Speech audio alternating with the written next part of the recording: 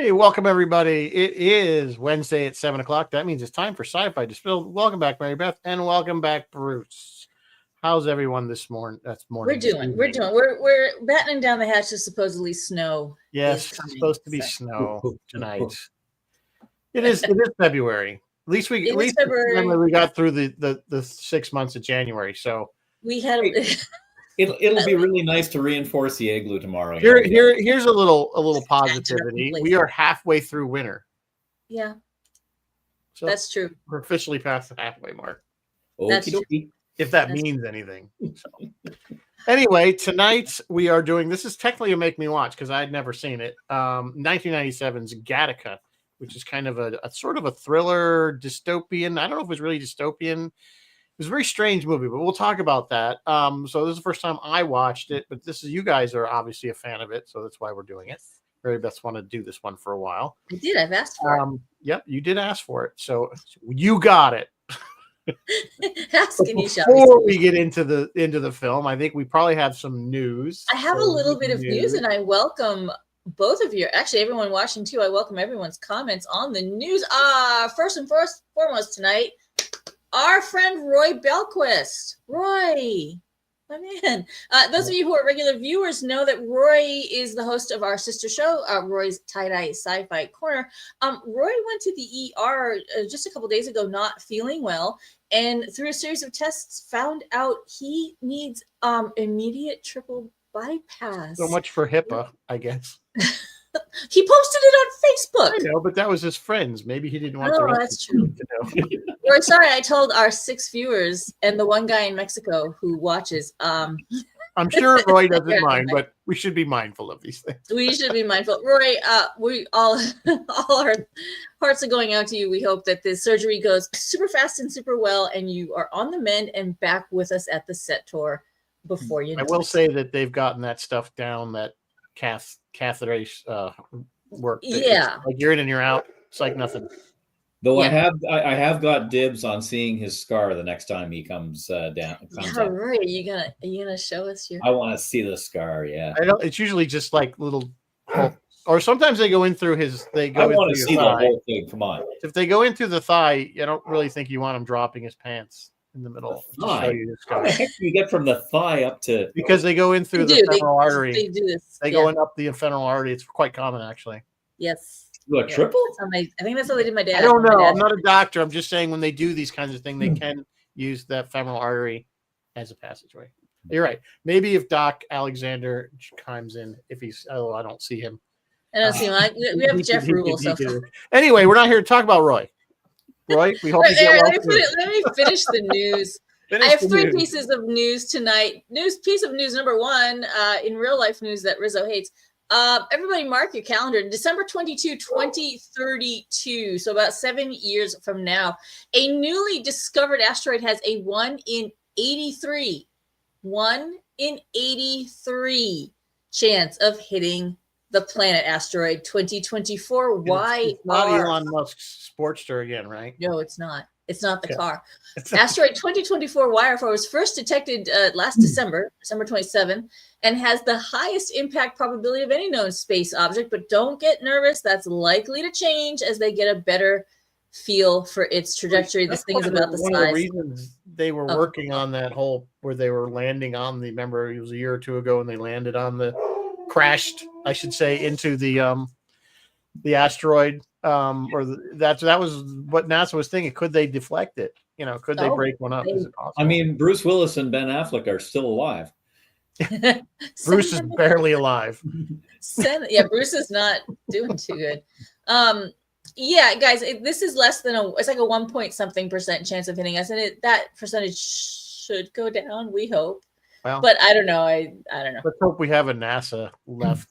Let's hope we have a NASA left to deflect this thing. Anyway, moving on tonight. Buffy the Vampire Slayer, guys. Reboot or revival. I don't know what it is. The original series aired between 1997 and 2003. It sounds like Sarah Michelle Gellar will be back. The Deadline is reporting that the streaming service Hulu is in the process of finalizing an order for a pilot. And this is going to be called a soft reboot. It would involve Sarah Michelle, but she's not going to be she's not going to be the main center of the story. It's going to follow some other vampire slayer. So whatever. It's like the next chapter in the Buffyverse.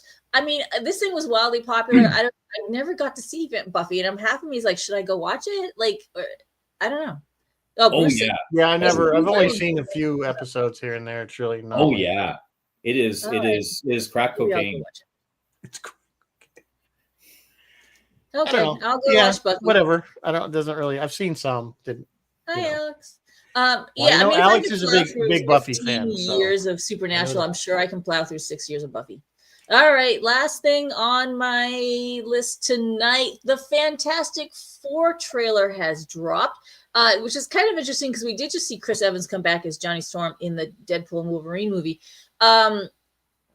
Weird fun fact that you guys don't care about, but I'm going to tell you anyway. The Fantastic Four are mutates, not mutants. Mutants are born with their powers. Mutates are born as normal human beings, and they get their powers later, kind of like the Hulk. Robert Downey Jr.'s Dr. Doom is supposed to be in this thing. You guys both saw the trailer. What did you think? Go ahead, Bruce.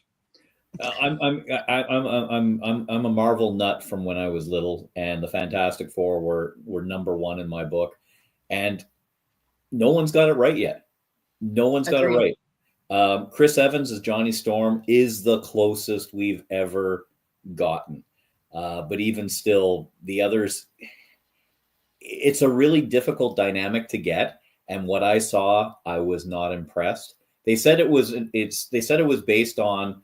And I forget the comic, but where they did basically the Fantastic Four in real time from the 60s to the present. Yes. They aged them and everything like that.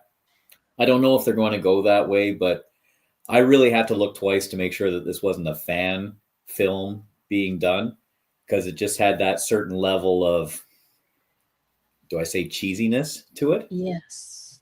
Questionable style choices maybe is a way of saying it. Yeah, it's supposed to be harkening back to the comic, but I've never was a big comic book even as a kid. But Fantastic Four was one that I would read. So and I agree. They haven't quite gotten it right over the years for some reason. I don't know why. I do think those two with the Jessica Alba and Chris Evans, that those two movies were not horrible, but again, they just weren't quite there. Again, somehow it was a chemistry thing, I think, more than anything else on that film. This one, I had the same reaction with all these AI videos of retro, like what would it look like if the Jetsons was a real live show or something like that. It had that feel to it, didn't it? It weird, like it was almost like it was like AI, like it generated this thing. Future. So it was kind of like, we're doing a live action cartoon, which essentially is what it is, but it just, I don't know. I guess I'm going to leave the jury out on this one until I actually see the film, but it wasn't very encouraging. No, I mean, one of the Marvel staples was the fact that these heroes and these superheroes and stuff all lived in New York, and you could see New York landmarks and that sort of thing. And I think putting them into, dare I say it, Tomorrowland, is a bit of an analogy. It did feel like Tomorrowland. Yeah, it looked like they were trying to do the like the comic book with the cars being this weird modern. Cars had that retro future look. Yeah. So anyway, we'll see. We'll find out. It releases in July. Yep. So we will see what again. I think Marvel's still trying to crank them out one way or the other. We'll see. The one that's coming up soonest, of course, is the new Captain America, and I've always been impressed by the Captain America films. So they have been good. Now without Chris Evans as Captain America, we will see what happens with that. I'm okay with Anthony Mackie. I know nothing against him or the actor or anything. I just don't know. I'm kind of burned out, so I'll certainly won't go see it in the theater. I'll wait till it comes out on Disney or something. And I've got my Alexandra liked the new Fantastic Four. Well, yeah. Alex, real quick. I don't know if you tuned in last week. If you watch Supernatural on Netflix, it's going bye-bye from Netflix at the end of the year. So It will still be on Prime, I believe. Just wanted to let you know that, Sammy, because it's important to girls like us. All right, Rizzo, what are we drinking tonight? What are we drinking? Well, as we discuss genetic manipulation. I thought this, was appropriate. It's called the DNA. So it's gin, apricot brandy, lemon juice, orange bitters, simple syrup. Pretty easy. Mix that together, shaker, ice, and off you go. I don't know how it tastes, but the name fit the show, the movie, whatever. So, all right. So Gattaca. I'm gonna probably get laughed at because I didn't get what the name of the movie, other than the fact that the company he worked for was Gattaca. But what does that have to do with it? I missed something. I know I did, and because those are the initials of all the components of DNA. Components of DNA. G, A, E, and C. See, I knew I was missing something. And did they explain that in the movie at some point? I don't know. Or you're supposed to. No, you just should have known that. Okay, I only had 1 year of high school biology. It's one of those smart movies. Keep me past. Even though I work at a hospital, I don't work in genetics, or genomics is actually the proper term. So I do know that. So now you've seen this for the first time. Can you give us your initial first impression? It was not what I was expecting.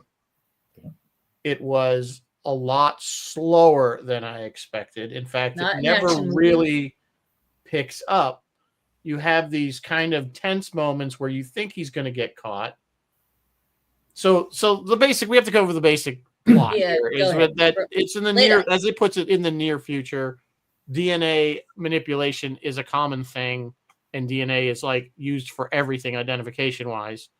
And so people that have had their DNA altered, or have had their children's DNA before they're born, so that all the things like baldness and bad eye intelligence, all these things have been fixed, and they become, what did they call them? They called them normals, valids.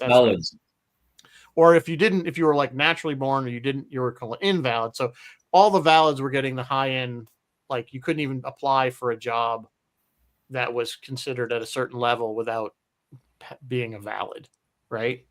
So we have this one character who his parents had natural born. He had some issues. That's a heart issue, which was a big one, not just vision and other things. And of course, they had a younger son that they did augment. And this kid wants to go to space. And I didn't get that the fact they were launching rockets like every day into space. They never really, I guess that's not really the point. Well, they did say, how many, they launched 12 a week. Who else is here watching every single launch? Yeah. So I didn't really get what we were doing in space so much, in that this one mission to Titan, to the moon of Titan, the Titan moon there, which is Uranus or Saturn. Titan, yes. Anyway, and he wanted to go on it. So he basically swaps places with a guy who is crippled from an accident, who is a valid, and they go through this elaborate scheme to fake this company, this Gattaca, so that he can basically become an astronaut. I guess that's really the boiled down. Am I you guys on board there? Did I miss anything? Yeah, you get the basics. Now let's so here's the thing. Yeah, so the only part I thought, you get these 10, is he going to get caught? Because he has all these tricks that he has to do, not fake urine, but he has urine from the other guy that he has to strap. The thing I didn't really get is, why do they keep testing these people like literally every freaking day? It's like you'd think they would come up with a system that, okay, you've been going through the vetted process and you don't need to be tested like all the time for your DNA to make sure. Because clearly, if that was the case, they should have caught him much faster, right? Or they didn't catch him at all, I guess. Spoiler alert. You know what I'm saying? It's like it would have been just. They had to do random drug testing. Maybe they went overboard on how often they did it, but you didn't really see him giving urine samples every day. But they used the blood sample. Well, the blood thing every day they walk in. Yeah, they had a. It's a form of ID. Yeah, it's a form of ID. You have to have your fingerprint every single day and a drop of blood. Yeah, I think the thing is you could get DNA an easier way without having to prick someone to get a drop of blood. You get DNA from skin cells. That's why he kept. Remember, he's in there scrubbing himself like a rock. Yeah. You could do a fingerprint. You could do a retina scan. It's just. Yeah, I'm just saying. There's a lot of ways he could have done it. But anyway, it was again for the movie plot. So I guess the movie, I guess, was trying to teach us some kind of lesson about, or I don't know. I was just. I don't know. You guys, okay, I'm going to stop there because I want to know what it is that you guys are the ones that like this movie a lot. And I didn't hate it. I didn't dislike it. I just was kind of like, okay, I saw it once. I'll never watch this movie ever again. I have no reason to. It was kind of boring. I have to be honest with you. Wow. So I just was waiting for something exciting to happen. And the only exciting thing was the tension is that he might get caught. So to me, you know, I've seen this many, many times. In fact, I watched it yesterday just to refresh my memory on certain points because it has been a while. But what a brilliant movie. To me, this is what a sci-fi movie should be. You take something sciencey and you use that to examine the human condition. And to me, the whole question of prejudice and everything else. And I think it could only have been a movie because, I mean, every part of the medium was used here. The color palette, the lighting, the palette, the costuming, the hair and makeup and stuff like that. Everything. The casting even. Because I don't know how many people spotted Mr. Vidal. Yeah, it was Gore Vidal. Gore Vidal he was cast for a reason, and Ernest Borgnine was cast for a reason. I want to talk about that a little bit later too. But it was just to me, amazing, and you could go down so many rabbit holes with this, talking about eugenics, talking about prejudice in general, talking about the slippery slope when you think you're doing the right thing. You can't discriminate on genetics. They state that right there. It is illegal. Oh, we've got a law. Don't worry about it. But everybody does anyway. We're not testing genetics. We're just testing our people for drugs and alcohol use. Oh, no, but we're also. It was clear that was the message that, the abuse of science, the abuse of. But it was the slippery slope the slippery slope of classes that we see that even without genetics, absolutely. They created classes. So I got that was I got it. I was that wasn't lost.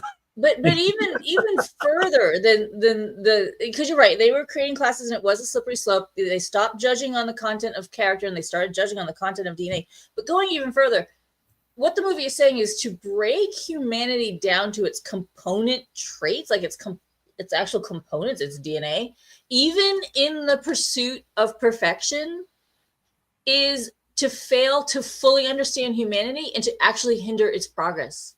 Well, there's no gene for the human spirit. You look at it and go, to me, it was so clever. All the elites, all the valids, the higher you got, the more perfect you got, the more robotic you got. Yes. They were very robotic, weren't they? They were all dressed in suits. They all had the slick back hair. They all worked in, a very tiny cubicle and in straight lines. They all lined up perfectly to come through in the morning to get their testing done. And the only time you saw people become more human is they are either an invalid or they became, excuse the expression, today's expression, they became woke. They became, more attuned to the prejudice here. But I think we saw that in the work environment, but there was a scene where they were at a party or something, and that was not really the case. Although, yes, there was. Oh no, that was they went to a club and stuff, but it was all very robotic, and she literally let her hair down. Let her hair down.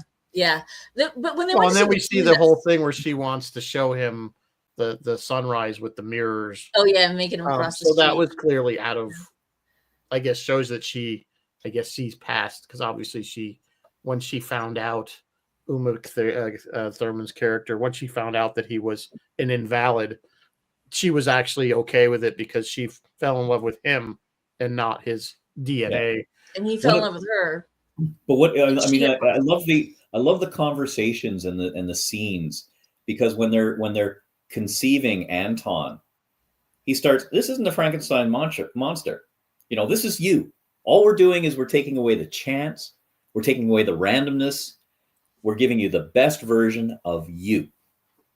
Then he starts, oh yeah, but I took the liberty of eliminating baldness and heart defects and diabetes and stuff like that. And by the end of that conversation, I don't know if you realize it or not, you're talking eye color, you're talking hair color, all of that sort of stuff. It was a custom ordered kid.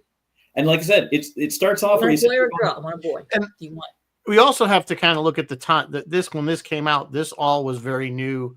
As far as, remember the sheep that they cloned, they had cloned Dolly by then. There was a lot of fear and uproar about DNA and genetic manipulation, which is why there's a lot of laws put in place where you're not allowed to do that, at least not in most countries. So, because you want Khan, that's how you get Khan. That's true. The thing is, despite all their manipulations, they still had problems. Uma Thurman had a heart issue, and she was valid. The doctor's son had an issue. He never really specifies what it is, but the doctor's son, he says he's not everything that they promised. So it's not foolproof. There are still problems arising. Which is always a concern, because you start messing around in those types. This is almost like a version of Jurassic Park, where you started to screw around with DNA. You knew what you were doing. You're so excited really that you could do it. Nature is still more complex than you know what I'm saying? And what did you watch it on? What do you mean? What did I watch? Television. Did you watch it on a streaming service? Because it was actually on CanuckaVision. Yeah. The DVD version is slightly different, because one of the things they talk about with Anton is, for $5,000 more, we can go further. Yes, that's a deleted scene. Yeah. So all of a sudden, I don't think that was in the version I saw. I don't remember. Yeah. That. So all of a sudden, you're into, no, this is a money thing. Yeah. Some of these defects and stuff. Well, if they had paid a bit more, they could have been eliminated. Of course, put yourself in a parental role where they could say, look, we can make sure that your kid doesn't have any defects as far as learning disabilities, or would be healthy. A lot of parents would be like, hey, that's an attractive option. Nobody wants. That's the crux of the argument. Is all of a sudden I've gone through all of this, and I'm assuming a lot of cash to do this, and some of them didn't come out as good as they promised. Exactly. You have Jude Law's character. Hey, he was designed to be top, and he came in silver. The doctor's son, And what did he do? He walked in front of a car. Yeah, I don't understand why. Maybe I missed it, but why did he kill himself at the end? Just he felt he had no life. There'd only ever be one Jerome. Vincent is Jerome. I know, and I understand he left him all the extra blood and all the other stuff he would need to continue his life for the rest of his life. Put yourself in his position. You're there. You're designed to be the best, and here's this person who should never have had an opportunity, never have lived past 32, who's going to space just because, as Mary Beth said, something about his human spirit is more. That was another flaw I felt that there was in the film, as far as this is kind of what I talked about when we did Gravity, things that take me out of the film. That I find that are too hard. That bothered me too. He had this heart defect that was severe enough that they said he wouldn't live past 32, whatever. No. That you're taking it you're taking it the way they took it. His life expectancy was 32.9, with between a 1 and 10% chance of him not developing a heart defect. And he got it. But clearly there was something wrong, because remember he when he was on the treadmill, and he had the fake heart monitor to mimic the other guy's heart, and he went 20 minutes on that thing, and he had to get out. He got to the locker room. He had to go hide because he was having almost some kind of thing. So clearly his heart wasn't, because if he was really working out 20 minutes on a treadmill, even if it wasn't as good as strong a heart as Jude Law's character was, he still should be able to do that without having a heart attack or some kind of event. So again, what pulls me out is my brain needs to go, all this testing and nobody put an EKG on this guy. Because they have so much faith in this system. I guess you can Yeah, they that have could be faith the in there. argument to it. But again, these little things, and I have to mention, I know this is minor. It's minor, and it made my head go to the tilt, like when my dog looks at me funny. When he gets on the rocket, they're still wearing the suits. Yeah, they went to space in suits. That did bother me too. In suits, and I don't Excuse mean space suits. On Star Trek, they go to space in pajamas. Okay. Yeah, that's true. That's true. I'm just saying it just Yeah, it's just really weird. I mean, that okay, that was when I'm that- like, okay, this movie is like It strange. bothered me back in 1990, whatever year this thing came out, and it did bother me. Why couldn't they at least put him in a jumpsuit like the one? Yeah. You know, didn't have to be like a full blown helmet and everything, but at least like what NASA wears, like a flight suit. But I mean, it goes with all the subtlety in there in terms of styling and everything. I mean, the color palette. Yeah, the aesthetics of the film were. It had a very sepia tone. It had a number of colors going Very on. nice. Each color different represented colors. something different. Yeah. It was basically, if you read into some of the history of the film, there were 3 color palettes depicting Vincent's past, his present, and his future. Yep. His present was green. I think his future was blue, and his past, I don't remember what it was. It's probably sepia. Yeah. Yeah. And it just, like I said, this is where they used everything to push that message home. Yeah, but he used green a lot whenever he was talking about nature. Like the scene where Vincent is conceived, there's greens. The car is green. There's greens. I think it's nature. Yeah, nature. And so white and blue. White was sterile and cleanliness. So that and blue, that's kind of the future. Red was in there. Red was when he's dangerous. Things are changing. Sepia was kind of the past. Yeah, but it wasn't. Just for people who haven't necessarily seen it, it wasn't just the color of things. It was actually the filters that they used. Yeah, they had a lot of filters. Yeah. Clearly, it was. Yeah, they had filters going on in there. Speaking of the cars, I noticed that first car you see, which I think is Vincent's car. that's an actual classic car that was designed in an Avanti, which are there's only a few thousand of those that were actually made. In fact, the only reason I even knew what it was because a friend of mine from high school, his father had one. Fully restored Avanti. So I thought that was interesting that they picked a car that was built almost as a work of art. Very limited run. It was an Italian car that I don't know. I just thought that was interesting. I recognized it right away. Well, I think the point of that personally was the fact that this retro styling, their clothing, the cars and stuff like that. I mean, the cars were all electric. So you got that sort of future buzz. Yeah.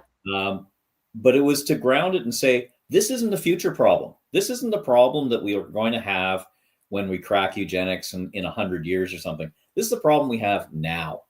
And I think it forces us to bring it back to the present, as opposed to thinking, this is somewhere in the future or something. Yeah, this thing keeps getting voted like most plausible. Like it could go this way if we keep messing with genetics. It could become like this. But I take the eugenics out of there. I don't think necessarily that this film was about eugenics. I think that was a good way of doing it, but to me, it's any sort of prejudice. I mean, at the time, if you look at 97 wasn't necessarily about eugenics, but it was about AIDS. There was testing being done for AIDS, and if you had AIDS, there were certain jobs you weren't getting, and there was certain things you weren't getting, and even if you were, came out as homosexual, there was a concern. Well, there was, I don't recall any, at least not in this country, anybody testing anybody for AIDS for a job. Yes. You weren't allowed to, but it happened. Well, again, I don't think that was widespread though. No. I know what you're saying, and I'm not disagreeing with the sentiment, but I don't necessarily think that was because we can't even. I'll tell you right now, as someone who works in a discriminate in a million other ways and still do. And with the repeal of DEI, we will again. Well, I mean, just saying, as working in a hospital right now, if you're a doctor or nurse, you get stuck, you get splashed. Yeah, you get automatically. You do not get to know whether that person had anything.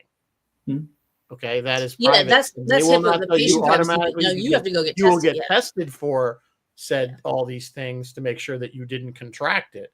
But the patient is under no obligation to tell you, I have AIDS, I have HIV, I have hepatitis, or whatever.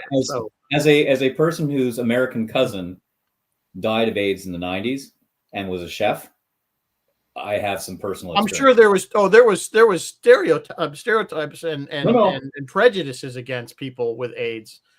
No question about that. I'm not suggesting that, but Yeah. there was nobody saying you have to take an AIDS test before you can come work here. Depends on the job. Not directly. Not even in a medical field. Not directly. I will give you that. But just like here, they have laws against it.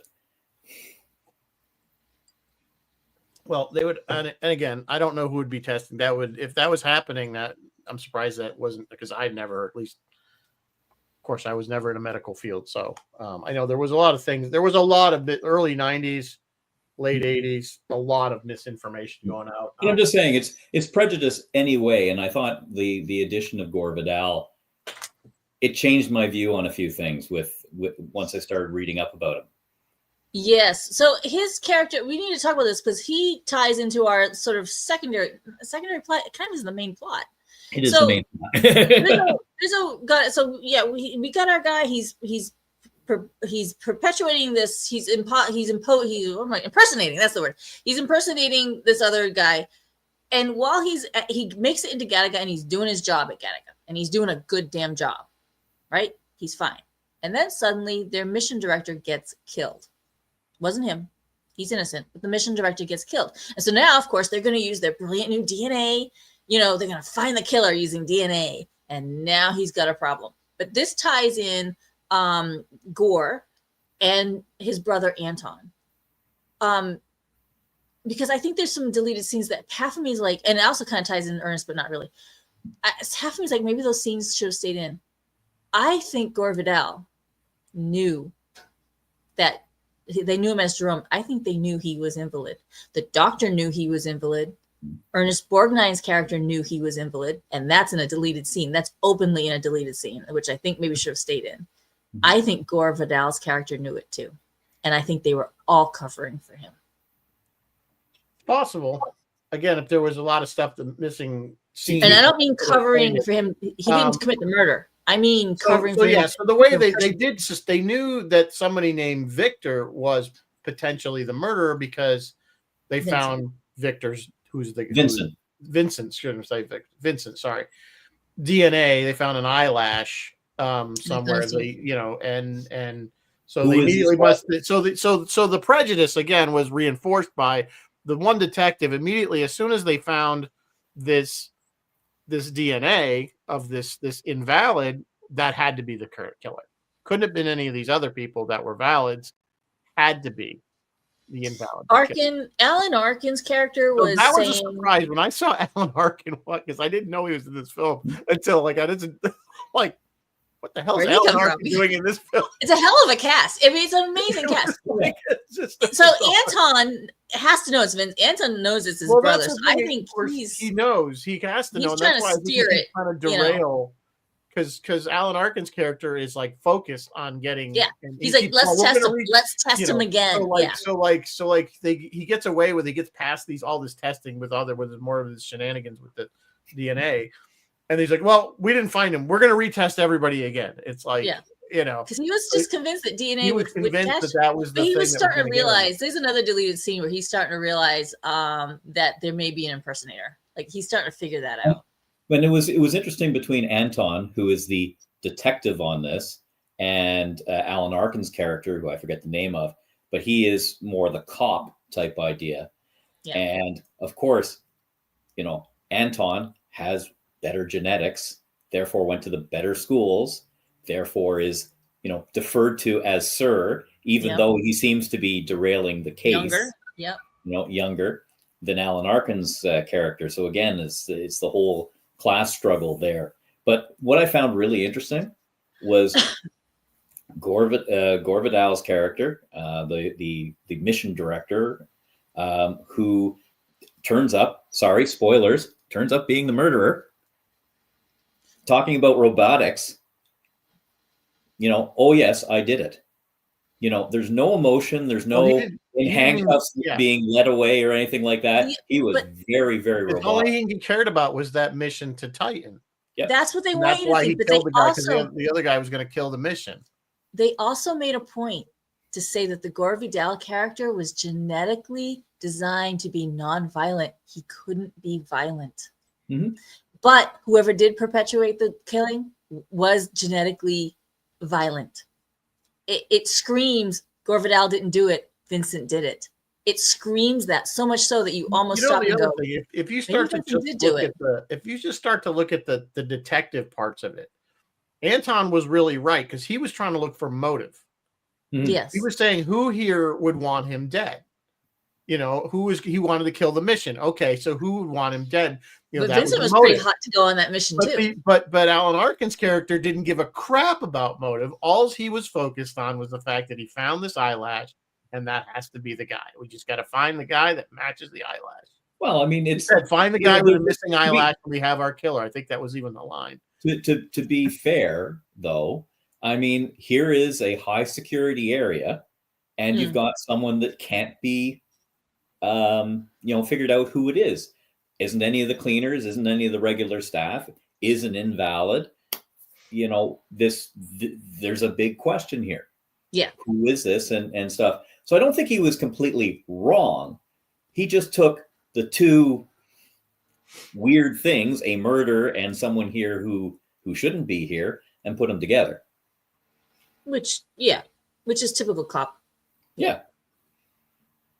But I mean, when you really start to think of it in a logical way, though, the fact that, okay, this place is cleaned and everything like that, but that one random eyelash that could have been come off of somebody's jacket that came in from outside, they were in public, the eyelash fell, you know what I'm saying? I mean, there's a million reasons why that eyelash could have been there and not, you know what I'm saying? It was pretty weak to base your entire investigation on that one little piece of evidence, which it was easily explained. We kind of ways needed how it could have gotten there. Story to happen.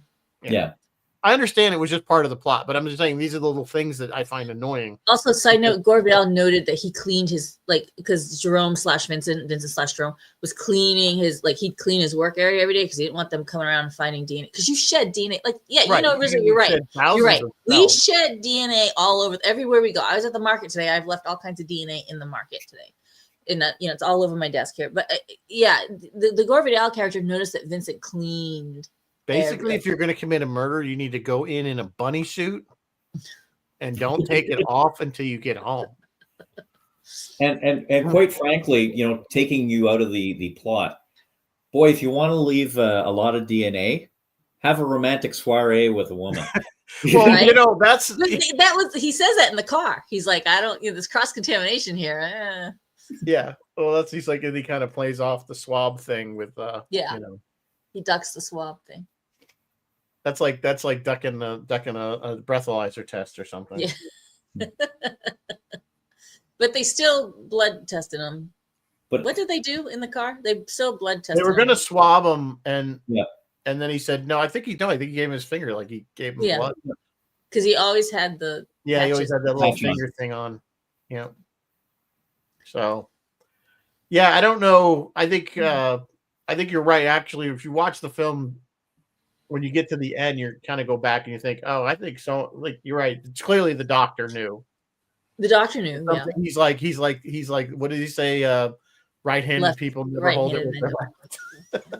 Because he was keen. And the PC, it's just like a see-through, a sheer kind of curtain. I got the feeling the doctor kind of knew the way he acted from the get-go. The doctor knew. Yeah. Oh, yeah. And Anton knew from way back. Yeah. Anton knew because, of course, when it comes up with who it is, it comes up with a picture and a name. It's my brother. Well, I don't know how you would. I don't care. You would recognize him even without his glasses and his hair combed back. Yeah, you know what I'm saying? Yeah, your brother. You would know your brother. Yeah. You know what I'm saying? So he had to know as soon as he saw Jerome, he had to know that was actually his brother. Yeah.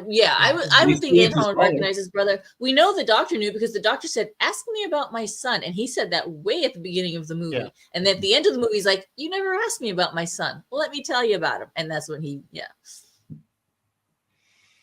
So clearly there was people that must have had.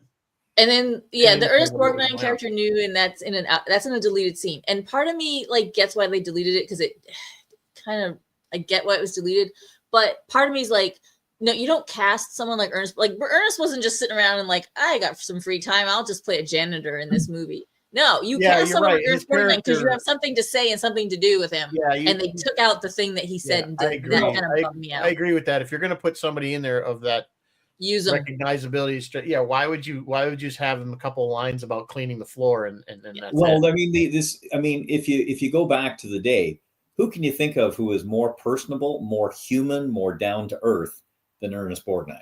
Really, In the movie or in the life? in life. I mean, if you're a casting agent and say, I need this guy who's going to be, the head janitor.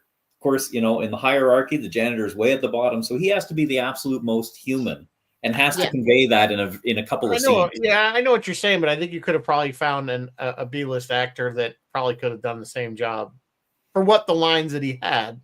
Yeah. No, and he without had paying a really Ernest Borgnine, important, right? touching scene where it's revealed that I mean, it's knew. like next thing you know, they could have put Gene Hackman in there. I mean, it just would have been silly. I love Gene. I I'm just did saying, my it would have been annual silly. because this That's is my Super point. It Bowl. would have been silly to do I did so. my annual rewatch of the Replacements. Heart, miles and miles of heart. I love Gene, but he would not have been right for this role. No, I was just throwing that out there as another likable actor. But it's somebody like Ernest Borgnine to me is Cuddly teddy bear. Yeah, Fred Rogers type level. Little kids like him. He's just a human, who's looking after his people and don't get above your station. Yeah, that's fair, I guess. But I mean, why would you cast Gore Vidal for very few lines either? Yeah, casting was deliberate. Yeah. Yeah, there's a lot of layers running through this movie. There's a lot of things running through this movie. Ethan Hawke calls it his favorite movie that he's ever done. And the line, and I know you know the line, he says it's his most favorite line of any movie or TV show he's ever done. It's his most favorite line ever. And it's the one line that I just resonates for this movie. And it's the swimming line. How did you, well, I didn't save anything for the swim back. Like that is like the crux of the human spirit right there. That's what beats all this genetic superiority. Sheer unadulterated willpower. Mm-hmm. But he must have, because he ended up saving his brother and swimming back. So he had. He left saved something for something. the swim back. Yeah, he didn't just swim back. He swam back dragging his brother. So the brother wasn't a very good swimmer because he got tired. He almost sunk.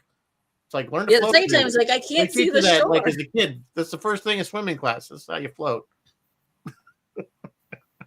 Anyway, that was. Didn't say anything. Yeah, the brothers. It was a weird kind of like. Clearly, the brother was arrogant as a younger man, and I guess I don't know. I guess he got it at the end finally, because he didn't turn him in. So he didn't want it to be him. I think he didn't turn him in. Yeah, everyone was. So I don't know. I mean, who killed the mission director? Who did kill the mission director? Was it Gore? Yeah, he admitted it because he said it, he went and admitted it because he said, I don't really care anymore because. But was he I am Spartacus? Well, according to the movie, he said, the mission can't be stopped now. So I don't care. I did it. I think he was I am Spartacus. I think it might have actually been Vincent. To what end? There was there was a motive. What was the motive? Well, to keep the mission going, obviously. Keep the mission going. Yeah, I guess that would have been it. Look what he did to get on that mission. The thing that also kind of cracked me up that it was a big issue to send that when they were literally launching 12 rockets a week. Where are all these rockets going? No, there's a window. Yeah, they're all going to Titan to study stuff. There was a window, and when it was a launch window. They definitely used the phrase launch window, and there would be no more launches after that window closed. Alan Arkin did figure out that Jerome or Vince or the unknown guy, the invalid, he figured out that Anton and the unknown were brothers. He did? He did. Maybe that was another deleted scene. But he did. He figured that out. No, I didn't get that at all. It was a conversation that they had in a long room with windows. Yeah, I think that was another deleted scene. I don't know if this movie is better for it or worse. When they discover when Gore Vidal's character there confesses and he says, well, I guess you were right all along, blah, blah, blah. He must be proud or something, basically like he figured out the but Anton figured out the case or something when really he did. It was just the guy confessed. But yeah. And why wasn't there an elevator in that house? I mean, honestly. Yeah. Why was there an incinerator that was big enough for? Because they were burning on all his extra. So that's No, what. no, but I'm just saying, if you go into a house and there's an incinerator, because Vincent was I know why it rubbing was all there his from crap Vincent off and to do burning it. it, so there was no evidence of it. But gee, I walk into a house and the guy has his home incinerator, and I don't go because they had a need for it. They had a whole lab. There's like a whole medical. He did have the downstairs was lab and the upstairs was the actual house part. Yeah, I'm just saying. You think they would have put an elevator in? I'm not gonna lie. The concrete was kind of off-putting. Use elevators. It's not like it would be. Oh, it's an elevator. There must be a crippled person. Guys, I'm sorry. I just figured. Sorry, I was wrong. Maybe no. Gore. So Gore did kill the mission director. Because he said I don't have a violent bone in my body. That was another example, like Uma Thurman's character and the doctor's son, of their wonderful genetic manipulation failing. Yep. Sorry, I don't know why that didn't. Nature finds a way. Yeah. Nature is violence nature? Oh yeah, actually it probably is. Well, yeah. That's baked into our DNA. Fair point. Fair point. We are essentially animals. So we have that. You would think that would be the first thing they would eliminate. Yeah, but I'm clearly, like you said, nature corrects itself, finds a way. Tony Shalhoub was in this too, which I thought was interesting. Tony Shalhoub, Blair Underwood, it was a weird collection of people. There was kind of an Admiral Badass. His mother was Admiral Badass, Jane Brooke. Remember the Admiral that dies in Disco with the one Pike with the lisp? Does she have a lisp? Yeah, she does. She drags her ass. And there's a missile. I didn't catch that. She was a lot younger then, obviously. She got locked in the room with it, and they were trying to get her out, and they couldn't, and she blows it. Yeah, Admiral Badass. Oh, okay, that was her. Okay, didn't realize that. Yeah, that was her. Yeah. So, and then of course we saw a very young Jude Law, which now, if those of you who watched Star Wars Skeleton Crew, we got to see Jude Law as he currently is. Of course, my favorite Jude Law movie is still the Captain. What the hell is it? It's the World of Tomorrow. There, Captain. Sky Captain. Sky Captain. Yeah. Oh no, that was Gwyneth Paltrow. It wasn't Uma, right? It was Gwyneth. No, it was Gwyneth Paltrow. Yeah. I still like that movie. I know a lot of people don't like it, but I don't love it. We did it. We did it on the show. Did it. Yeah, I like it. I think it's a fun movie. So I need to rewatch it. That's a good. I like the way. I love the way it was shot. I just like the way it looked. It had a great look to it, great feel, and I like that. I like that kind of science fiction where it's that almost that kind of 1950s sort of, but in a more modern way. I was kind of like that twist. Jude Law. I mean, phenomenal actor in really a somewhat of a tough role. I mean, he doesn't have a lot of scenes to chew in this, and he has to, come across as, I failed my potential, and I was told I was supposed to be the best of the best, and he's walked in front of a car. Yeah. So. Well, I mean that's the pressure that genetic manipulation will impose on you. If you're supposed to be something, this feeling that you had to live up to that apparently, ate him up. I mean, even just look now at the Ivy League schools and stuff like that, and the parents who are trying to get their kids into the Ivy League schools, and their childhood is very structured, and hey, both my parents went to the Ivy League, and why am I not going to the Ivy League, and I'm not reaching my potential? Or I went to Princeton. It's completely plausible. In fact, when they were making this movie, they put out a call to people to see if they wanted their children genetically altered. Yes, and people called. Oh yeah. Why not? I mean, people spend, how I don't know what going to an Ivy League school costs now, but that's a hell of a lot of money just for them to have the opportunity to do something. I mean, there's no jobs guaranteed after that. You walk out of there with, to use another modern term, a lot of privilege, but it still takes, the effort, the personal effort, the personal go out and do something. to do it. Yeah. And I bet there's money. Yeah, they're not going to hand it to you. Well, maybe that's what they expect. I don't know. But I mean, that's to me what was brilliant is that you're reflecting current trends. I mean, they didn't go crazy with any of the prejudice side of things. I mean, it was very logical. Even Uma Thurman checking on the DNA sample. It's like, the girls were checking on the DNA of the guys they were dating. I'm going to, if I'm going to fall for somebody, maybe get married or spend my life with this person. Children, yeah. I better check out what the DNA says. Is my DNA going to mix well with his DNA? Are we going to create another? Well, that's kind of almost like remember they used to make people to get a marriage license take a blood test. Yeah. And some of that was that wasn't DNA. They were looking at other factors, but it had to do with disease and stuff like that. But anyway, it was kind of similar in a way. Pregnancy. Yep. Bill I was starting to talk about the penis. Yeah, there's a scene in a concert with 12-finger penis. Yeah. Was he genetically created to have 12 fingers, or is was he? And what would have happened if he didn't like playing piano? He plays a piece that can only be played by 12, with 12 fingers. Yep. So clearly, there was more than one 12-fingered pianist. Yeah, that's because there was going to be the best pianist or 12 fingers. So yeah, I think that was an intentional. I don't think that was because that would have been.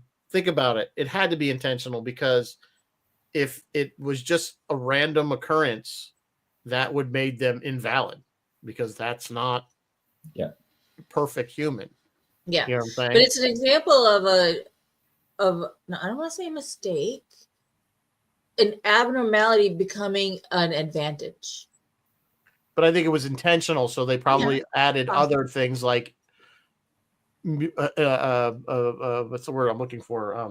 Being able to play the piano well. But I think talent, whatever that gene is that makes certain people be able to play the piano and some people to be, very talented, gifted. That's the word I'm looking for. When we're talking about deleted scenes, I don't think they did any service by taking out the if you got $5,000 more, we can talk about some advantages. Yeah, I agree. Because to me, that really put it into this is a dollar and cents thing. The 6-fingered pianist, the parents had the money. The ones who were the truly elites had the money. Uma Thurman's parents, because she still had a heart defect, I didn't think it was the science going wrong necessarily. I just didn't think that they paid enough to eliminate it. The other thing is, did you notice that the nurse would read off statistics like they have this probability, this chance, this probability. So nothing was ever truly absolute. I think there was never 100% probability of this or a 0% probability of that. I think there was always a chance, and that's why you look at Vincent and go, yeah, he was supposed to have a 1% or a 10%, depending on which part of the film you're talking about, chance of having a normal heart. More or less, he did. Maybe not as strong as some of the others, but this was, to me, I got the impression that his heart, he had a problem with his heart. I got that impression. But it was going to, that it wasn't just a rant. Like, that may well there have actually been was true, something it was wrong not with going to his stop him from going on this mission. Yeah. And I mean, that's the point of the movie is all of us we're all imperfect. We're disaster, but we're all going to rise above it and apply ourselves and do what we can with what we got and, overcome a lot of this. And I mean, yeah. Well, they say that there's no gene for the human spirit. There is no gene for the human spirit. And you're instead of people struggling against these defects and stuff like that, if they're supposed to be perfect and they're not, that just puts in a whole different bunch of problems. Yeah, absolutely. I'm the rare one that came out perfect, and I'm okay with that. Oh, I wonder if Andrea agrees with that. I'm sure you could ask her. Could you get her in here? Can we get her in here right now, Bruce? And you could tell her that. And I want to. Hey, Alex, come back. We need your opinion on something. Alex. Well, I think. All right. Final thoughts. We're getting near the end of the hour on this movie. Like I said, I didn't hate it. I just didn't love it. Maybe I felt there was I don't know. I think it could have had a little quiet for you. Too much of a thinker. That's just for me. you. I mean, I have a certain, level of things that I like Alex in film and is TV shows. Bruce perfect.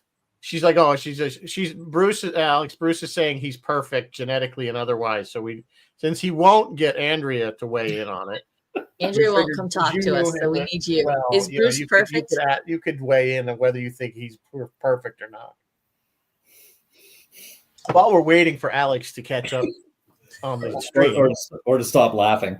yeah, she probably got milk coming out of her nose or something. My final is, guys, don't save anything for the swim back. Just leave it all out on the floor, and yeah. So modest. The shadow's harassing you, Bruce. So modest. Like I said, it was an interesting movie. I don't think I would it'd be like, oh, I gotta watch.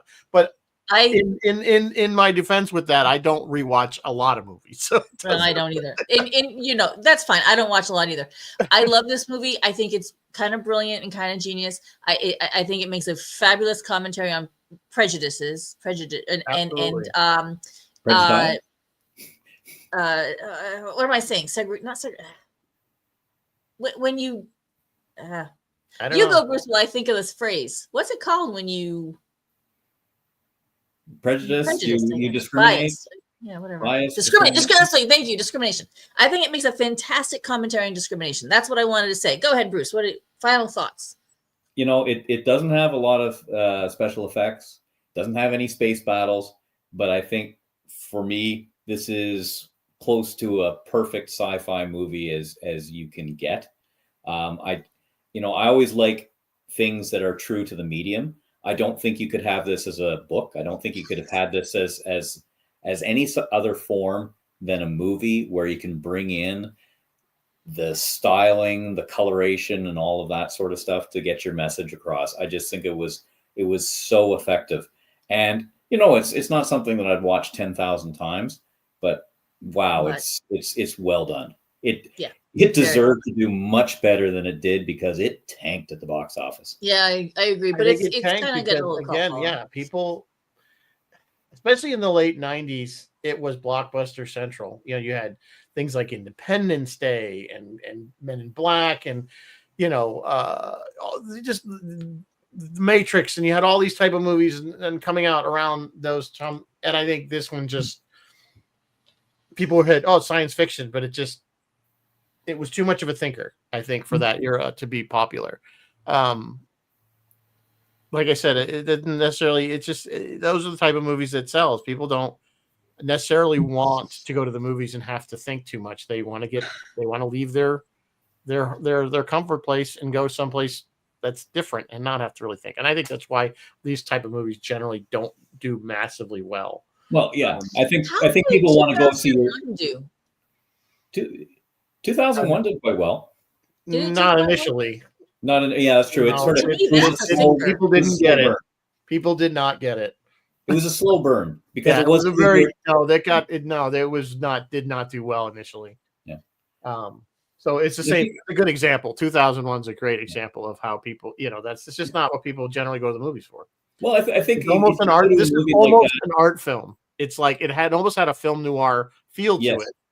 And I think that's partly part of it. I agree. The message is done brilliantly. I think it's that there's a class system and prejudice and and I think they drill that home when they say DNA is you can't be discriminated against because of your DNA, but everybody is, and because in this environment you couldn't hide it.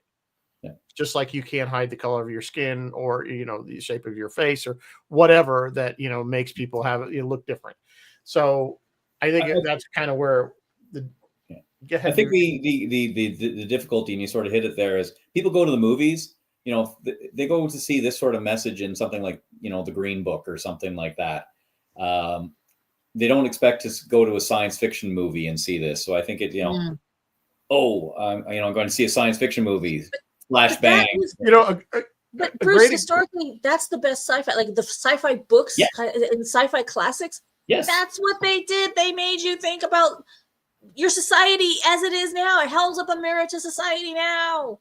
So Yeah, that's There's why still this only is a certain genius. genre of people that are reading those books, not the mass public, which is what Probably films, true. movies Probably are true. designed to do to make If money. there's gonna be a mirror, they wanted it to be So- done Star Trek style, not necessarily this style. But I don't care. You know, This is another genius. movie that I thought that kind of this discussion is reminding me of.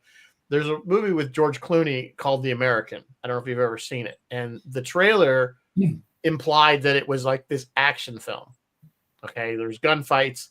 It was the most boring movie I've ever seen because there was Jesus only the High, one right? scene where they had a little bit of a gunfight, and the rest was just talking and talking. That might just be studios marketing poorly. It was terrible. No, and again, the movie itself. But again, I think they looked at this movie and they go, "This thing's not going to make crap if we don't somehow sell this as an action film." Which movie? It's called The American.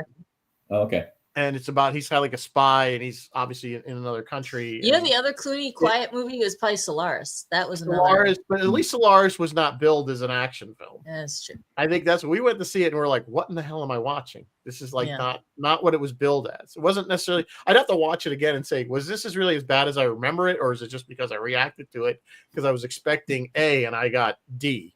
Yeah. So Yeah.